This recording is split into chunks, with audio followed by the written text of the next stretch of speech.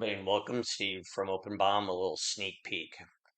Do you ever have an assembly that you create that doesn't necessarily match your product structure, but you have some assembly layers in here? Like for example, I've got this LCD assembly that I model, but I buy this assembly.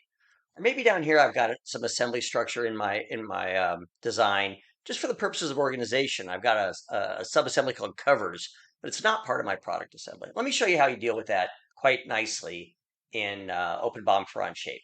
First of all, in this LCD assembly up here, I'm going to jump into the Unshake Properties, and I'm going to set this assembly's behavior to say, show the assembly only. What does that mean?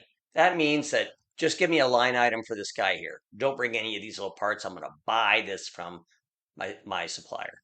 Down here on covers, let's take a look what the options are there. For my subassembly behavior, I'm going to set this to show components only. So what does that mean? That means, listen, don't show the covers. That's just kind of a phantom.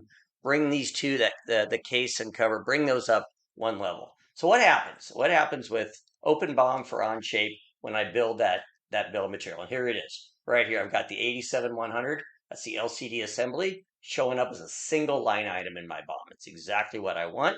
And now down below here, I've got these two covers, or the case and the cover.